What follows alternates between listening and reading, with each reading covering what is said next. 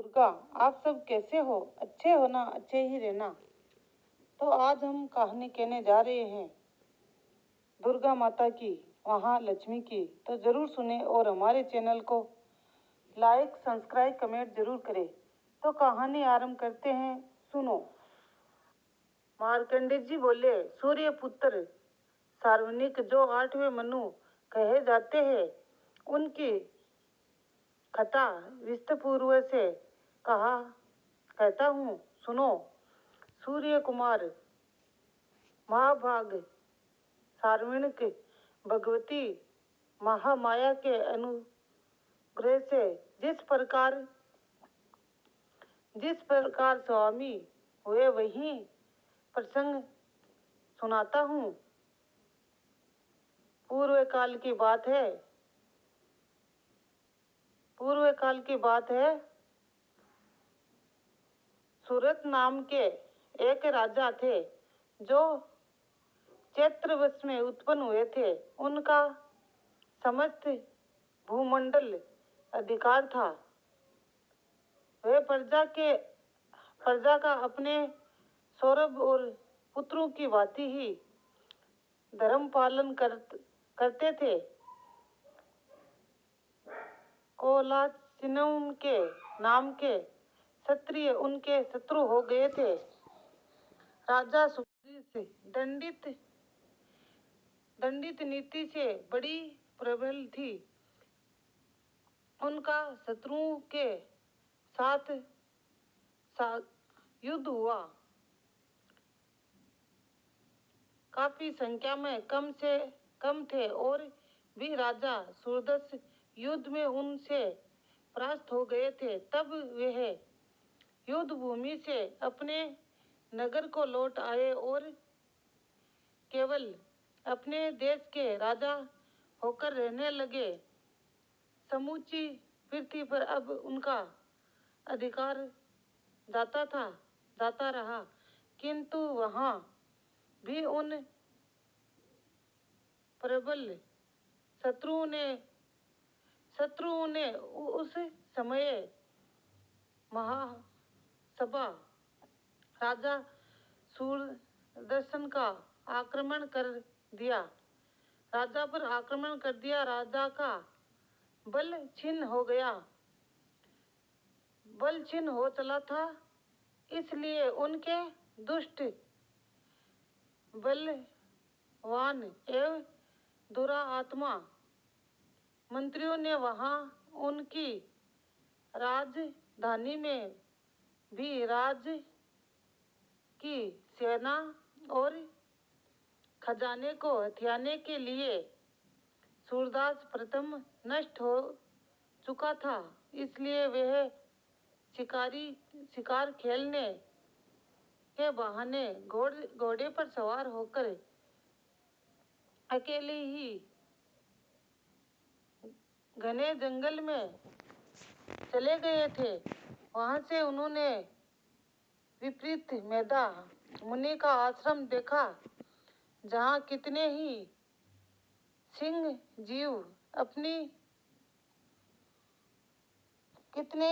जीव वहां पर अपनी राजे छोड़ कर परम साधना में रहते थे। मुनि ने बहुत से शिष्य उस वन की शोभा बढ़ा रहे थे।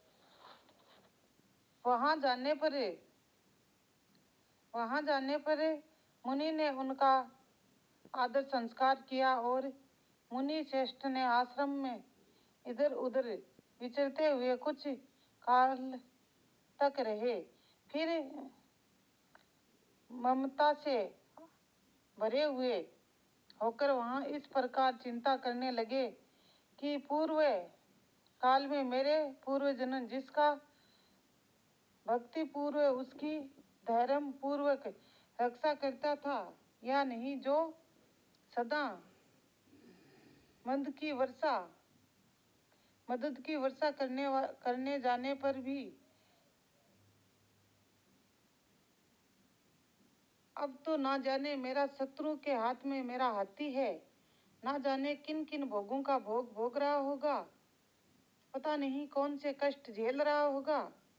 ने लोगों द्वारा सदा खर्च होते हुए रहने के कारण अत्यंत कष्ट से जमा किया हुआ मेरा वह खजाना खाली हो गया होगा तथा और भी कई बातें राजा सुदर्शन विचार करने और सोचने लगे थे। एक दिन उन्होंने वहां विचित्र मेधा के आश्रम में निकट एक वैश्य को देखा और उससे पूछा, भाई तुम कौन हो? तुम्हारे आने का क्या कारण है? तुम क्यों क्यों क्यों चिंता में दिखाई देते हो? राजा सुदर्शन का ये प्रेम पूर्व कहा हुआ वचन सुनकर वैश्य विनती से उन्हें प्रणाम करते हुए कहा, मैं एक वैश्य हूँ राजन। मैं धनियों के कुल में जन्म हुआ है। मेरा नाम से दिख है। मेरे दुष्ट स्त्री पुत्रों ने धन के लोभ से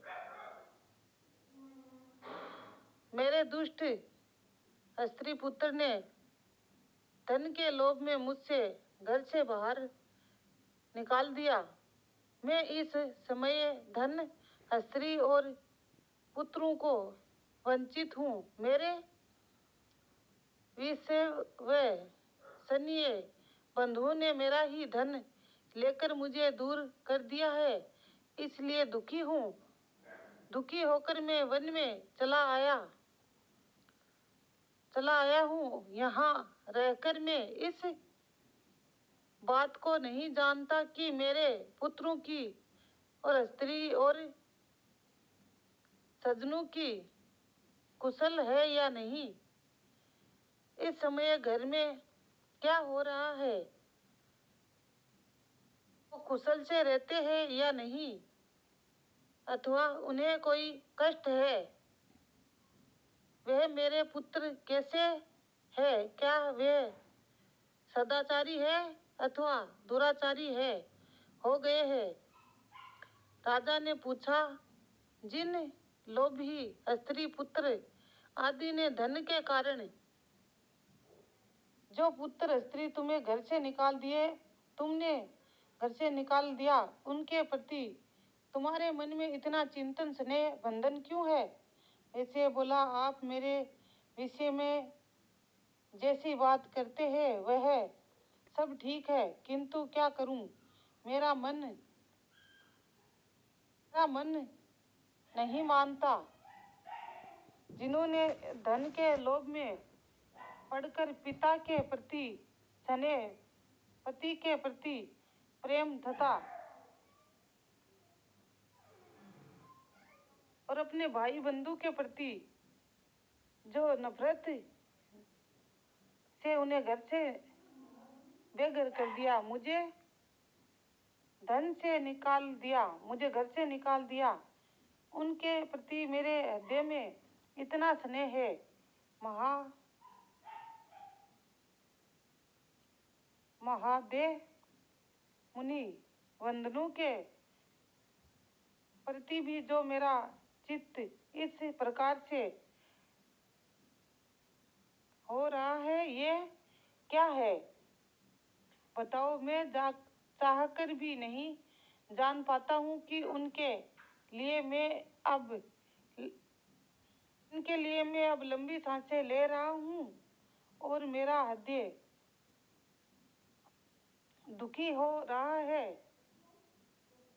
उन लोगों को मेरा स्मरण आता है या नहीं, मैं याद आता हूँ या नहीं, पता नहीं। राजा ने बात शुरू करते हुए मुनि से कहा कि हे राजा, जो प्रजा मुझे धोखा दे चुकी है, जो मेरे शिष्य मुझे धोखा दे चुके हैं, उनके प्रति मेरा ये विचार, उनके प्रति चिंता करना, क्या ये सही है? मैं अपने विचार से मुक्त क्यों नहीं हो पा रहा। और इधर ये वैसे है जो अपनी स्त्री और पुत्रों से बड़ा ही अपमान करके इसे निकाल दिया गया है, फिर भी ये चिंतित है। आखिर हम ऐसे विचारों में क्यों पड़े हैं। हम अपने मन से मुक्त क्यों नहीं हो पा रहे हैं। दोनों ही बहुत दुखी है। जिनके प्रथम दोष से हो गया है, इसके लिए ही हमारे मन में आकर्षण पैदा हो रहा है। महाभाग पुरुष की भांति मुझसे और इनसे भी ये दिखाई देता है। ऋषि बोले, महाभाग ऋषि बोले, हे राजन, सब जीवों को इसी प्रकार विषय भी सबके लिए अलग अलग है। कुछ प्राणी दिन में नहीं देखते और दूसरे रात में नहीं देखते, तथा कुछ जीव ऐसे हैं जो दिन और रात्रि में बराबर ही देखते हैं। ये ठीक है कि मनुष्य समझदार होते हैं, किंतु केवल वे ही ऐसी नहीं होते। पशु पक्षी और आदि सभी प्राणी समझदार होते हैं। मनुष्यों की समझ भी वैसी ही होती है जैसे कि और प्राणियों की होती है वैसी ही होती है। पृथ्वी आदि होती है, अधिक होती है। ये तथा अन्य बातें भी प्रात दोनों में समान ही होती है। पक्षियों को तो देखो, वे सवये भूख से पीड़ित होते हुए भी अपने मोह के वश में बच्चों को चोंच में खाना लाकर देते हैं। कितने चाव से अन्न के दाने उनके मुंह में डाल रहे होते हैं। क्या तुम नहीं देखते हो। ये मुनि समझदार होते हुए भी मनुष्य समझदार होते हुए भी लोभ में पड़े हैं। अपने किए हुए कार्य और बदला पाने के लिए पुत्रों की अभिलाषा करते हैं। पशु पक्षी कितने भी भूखे हो, लेकिन पहले वो अपने मुंह में दाना लेके अपने बच्चों के मुंह में डालते हैं, बड़े प्रेम से डालते हैं। लेकिन मनुष्य कितना लोभी हो गया है। उसे पूरी समझ है, पूरी ताकत है, फिर भी वो अपनी औलाद के प्रति, प्रजा के प्रति जो भी उपकार करता है उनका गुणवान कभी नहीं भूलता, उनका एहसान कभी नहीं भूलता और उन पे हर टाइम एहसान जताता है। मैंने ये किया, मैंने वो किया, और इसी चक्कर में मनुष्य पड़ा रहता है, कभी बाहर नहीं निकल पाता। इसीलिए इसमें ज्यादा आश्रय नहीं करना चाहिए। जगत भगवान विष्णु की भगवती महामाया, उन्हीं से ये जगत मोहित हो रहा है। भगवती महामाया देवी ज्ञानी के भी चित्त को बलपूर्वक खींचकर मोह के बल डाल देती है। यही इस संसार में चराचर जगत की दुष्टि करती है, तथा वह ही प्रसन्न होने पर जो होता है वो अच्छा होता है और माँ भगवती की कृपा से ही होता है। शायद वो सब ये नहीं करते और तुम्हें घर से, इसे स्त्री पुत्र घर से नहीं निकालते, तो यह जंगल में ना आकर ना भगवान की भक्ति में लगता। और राजन, तुम्हारे साथ ये नहीं होता तो क्या तुम भक्ति में लग जाते। जो होता है माँ भगवती की कृपा से ही होता है, उनके मोह से ही होता है। जो होता है अच्छे के लिए होता है, माँ भगवती की कृपा से होता है। इसीलिए जय माँ भगवती। आपको हमारी ये कहानी अच्छी लगी माँ भगवती की, तो चैनल को लाइक, सब्सक्राइब, कमेंट जरूर करें। जय माँ भगवती।